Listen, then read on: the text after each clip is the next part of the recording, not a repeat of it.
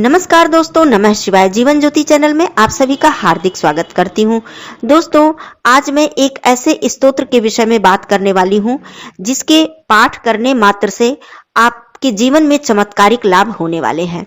आपके जीवन में किसी भी प्रकार की समस्या आ रही हो, जैसे कि यदि आपके जीवन में संतान संबंधी बाधा आ रही हो, विवाह में देरी हो रही हो या फिर दाम्पत्य जीवन में समस्या आ रही हो, किसी भी आपकी मनोकामना की पूर्ति के लिए भी यह पाठ अत्यंत उत्तम है। दूसरी चीज, धन धान्य में वृद्धि के लिए, सुख समृद्धि के लिए, आपकी कुंडली में यदि गुरु बृहस्पति कमजोर स्थिति में है तब भी यह पाठ आपको चमत्कारिक लाभ देने वाला है। भाग्य आपका साथ नहीं दे रहा है, मान लीजिए कोई भी काम आप कर रहे हैं लेकिन वो काम पूरा नहीं हो रहा है, काम बनते बनते बिगड़ जा रहा है, जीवन में बहुत सारी मेहनत आप कर रहे हैं लेकिन आपकी प्रगति नहीं हो पा रही है, उन्नति नहीं हो पा रही है। कहने का अर्थ है दोस्तों, इतनी सारी समस्याएं यदि आपके जीवन में है, इनमें से कोई एक भी समस्या यदि आपके जीवन में है तो इस पाठ को करने से आपको चमत्कारिक लाभ होने वाले हैं। दोस्तों, यह पाठ है विष्णु सहस्त्रनाम स्तोत्र। दोस्तों, नाम से ही जैसा कि स्पष्ट हो रहा है कि इसमें श्री हरि विष्णु भगवान जी के 1000 नामों की महिमा का वर्णन किया गया है। इसके कुछ नियम हैं। यदि आप विशेष मनोकामना की पूर्ति के लिए इस पाठ को करना चाहते हैं तो इसके कुछ नियम हैं जो कि बहुत ही आसान है।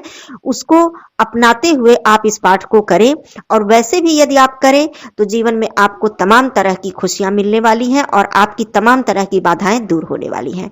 तो दोस्तों, पहली बात तो मैंने बाधाएं बता दी, कि समस्याएं बता दी कि इस समस्याओं के लिए आप इस पाठ को कर सकते हैं। नियम क्या है? यदि आप मान लीजिए कि बहुत ही विशेष किसी कामना पूर्ति के लिए इस पाठ को करना चाहते हैं तो सबसे पहली बात तो आप प्रत्येक बृहस्पतिवार को इस पाठ को अवश्य करिए। दूसरी चीज, एकादशी तिथि और द्वादशी तिथि पर इस पाठ को जरूर करिए। जो पुरुषोत्तम मास आता है, जिसको अधिक मास भी कहते हैं, इस पूरे मास में आप इस पाठ को नियमित करिए। आप देखेंगे दोस्तों कि जैसे चमत्कार जीवन में होता है उसी तरह आपके जीवन में चमत्कार होगा। नियम क्या क्या है? सबसे पहली बात तो इसको प्रातःकाल पवित्र होकर, नहा धोकर, स्वच्छ वस्त्र पहन के आप इस पाठ को करें, सबसे उत्तम फलदायी होता है। दूसरी चीज, यदि आप व्रत रख रहे हैं, बृहस्पतिवार का व्रत या एकादशी का व्रत रख के ये पाठ कर रहे हैं तो बहुत ही अधिक लाभ मिलने वाला है। लेकिन व्रत नहीं रख रहे हैं तो प्रातःकाल स्नान करके कुछ भी खाने पीने से पहले इस पाठ को अवश्य करें। दूसरी चीज, इस पाठ को करते समय पीले वस्त्र जरूर धारण करें। पीले वस्त्र पहनकर ही इस पाठ को आप करें। सबसे पहली बात कि आप पाठ करते समय अपने सामने कलश में जल और एक दीपक जरूर प्रज्वलित कर लें। पाठ को समाप्त करने के बाद भगवान विष्णु जी को किसी पीली मिठाई या पीला कोई सात्विक भोग जरूर लगाएं। उसके बाद भगवान विष्णु जी की आरती करें।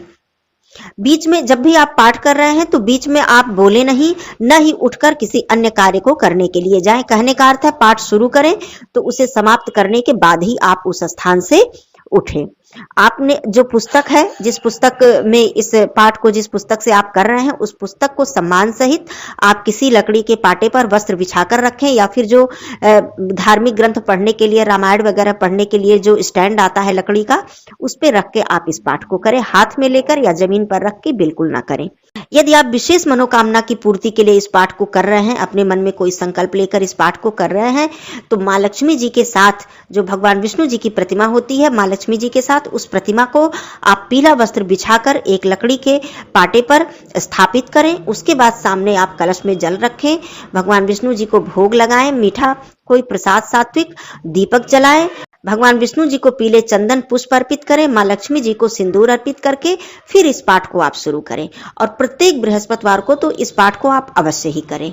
उसके बाद माह में जो एकादशी द्वादशी तिथि आती है, इस पर भी आप करें इस पाठ को। दोस्तों, मैंने ये नियम भी बता दिए और समस्याएं जो थी वो भी बताया कि सारी समस्याओं के लिए यदि आप इस पाठ को करते हैं तो आप देखेंगे कि आपके जीवन में चमत्कार होगा, और निश्चित ही होगा। भगवान विष्णु जी आपकी हर बाधा को दूर करेंगे। दोस्तों, इसके बाद भी कोई प्रश्न रह जाता है तो आप कमेंट के माध्यम से पूछ सकते हैं। आपको वीडियो कैसा लगा जरूर बताइएगा। फिर मिलती हूँ अगले वीडियो में। तब तक के लिए धन्यवाद दोस्तों। नमः शिवाय।